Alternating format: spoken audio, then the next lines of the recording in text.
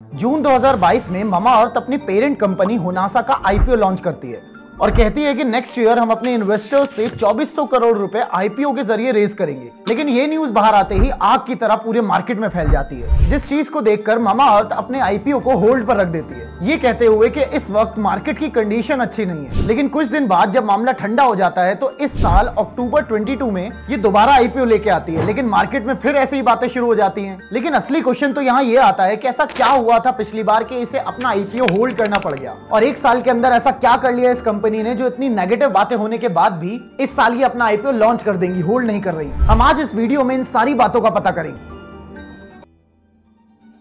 तो चलिए शुरू से शुरू करते हैं। लास्ट ईयर मामाअर्थ अपना आईपीओ लाने वाली थी 24,000 करोड़ की वैल्यूएशन पर, लेकिन इस साल की वैल्यूएशन जो वो ला रही है वो है 10,500 करोड़, जिसमें वो 1700 करोड़ अपने इन्वेस्टर्स से रेज कर रही है। लेकिन एक चीज आपको अजीब नहीं लगी? टाइम के साथ तो वैल्यूएशन बढ़ती है कंपनी की, लेकिन यहाँ पे वैल्यूएशन आधी हो गई। जबकि रेवेन्यू की बात करें तो इस साल कंपनी का रेवेन्यू पिछले साल से डबल हो गया है, लेकिन इस कंपनी का वैल्यूएशन इस साल लगभग आधा हो गया है। इसका रीजन है ओवर वैल्यूएशन। ये कंपनी पहले से ही बहुत ज्यादा ओवर वैल्यूड थी। लेकिन यहाँ पे भी एक प्रॉब्लम है, ये कैसे जज करें कि इस साल जो मामाअर्थ अपना वैल्यूएशन लाई है वो भी सही है या नहीं। अब देखो, कंपनी की वैल्यूएशन निकालने का वन ऑफ द बेस्ट तरीका हो सकता है उस कंपनी की पीई रेशियो कैलकुलेट करना। इसमें पी डिफाइन करता है प्राइस ऑफ शेयर को और ई का मतलब होता है अर्निंग पर शेयर, जिसे हम शॉर्ट में ईपीएस भी बोलते हैं। अब जरा नंबर्स पर ध्यान देना। अगर हम इस साल के अप्रैल 2023 से लेकर जून 2023 के ईपीएस को देखें तो वो 0.83 आता है, और जो उस समय पर शेयर प्राइस था वो था 308 से लेकर 324 तक। तो अगर हम 308 भी लेकर चलें और कैलकुलेट करें तो इसका जो पी रेशियो बैठता है वो आता है 371.08। अब ठीक है सर, पी रेशियो तो कैलकुलेट कर लिया, लेकिन ये पी रेशियो बढ़िया है या खराब ये कैसे पता करें?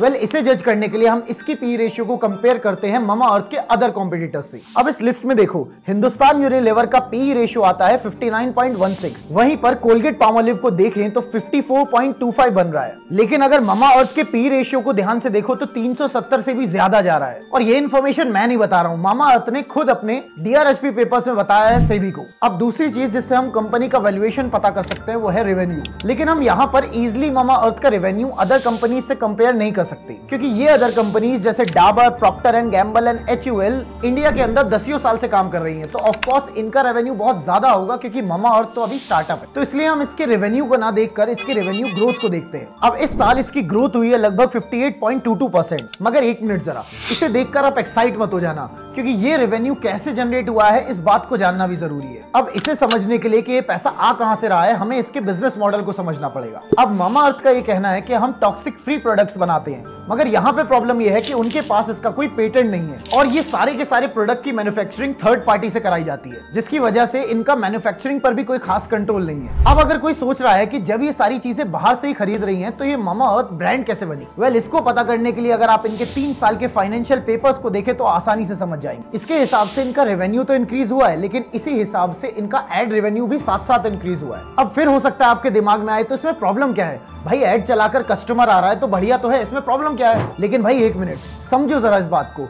एड चलाया जाता है रिपीट कस्टमर्स के लिए, लेकिन वो मामाअर्थ के बहुत कम है। अब रिटर्न कस्टमर्स के बारे में हमें कैसे पता चलेगा? आरओएस की मदद से। अब आरओएस का मतलब होता है कि अगर आप 1 रुपया अपने एड पर खर्च कर रहे हो तो उसके बदले में कितने रुपए का रेवेन्यू आ रहा है। मतलब सीधी सीधी बात है, जितना ज्यादा आरओएस होगा उतना ज्यादा अच्छा है। लेकिन क्योंकि मामाअर्थ का आरओएस बहुत कम है, लगभग 2.5 के आसपास, जिसकी वजह से ये पता चलता है कि मामाअर्थ के पास रिटर्न कस्टमर नहीं आ रहे। चलो भैया, इधर उधर की बहुत बात हो गई, सीधी बात करते हैं जिसे आप समझते हैं। प्रॉफिट बताओ हमें, तो प्रॉफिट कर रही है या नहीं कर रही कंपनी? अब इस साल फर्स्ट क्वार्टर में देखें तो मामाअर्थ का ग्रॉस मार्जिन लगभग 71.03% था, लेकिन वहीं अगर एक्चुअल प्रॉफिट की बात करें तो वो सिर्फ 6.31% है, जबकि इनके दूसरे कॉम्पिटिटर्स का एक्चुअल प्रॉफिट इनसे 3 से 5 गुना ज्यादा है। अब इतनी सारी बातें जानने के बाद आई एम श्योर आपके दिमाग में ये आएगा कि यार एक बात तो बताओ, ये इतना सारा गोलमाल हो कैसे पा रहा है? देखो, मामाअर्थ का जो प्रोडक्ट है वो प्रीमियम प्राइस में बिकता है। मतलब मान लो कि उनका प्रोडक्ट बनता है 30 रुपए का और वो उसे 100 रुपए का बेच देते हैं, तो टेक्निकली 70% का मार्जिन आ रहा है, यानी कि मोटा मोटा उन्होंने 70 रुपीज कमा लिए। लेकिन जरा एक मिनट,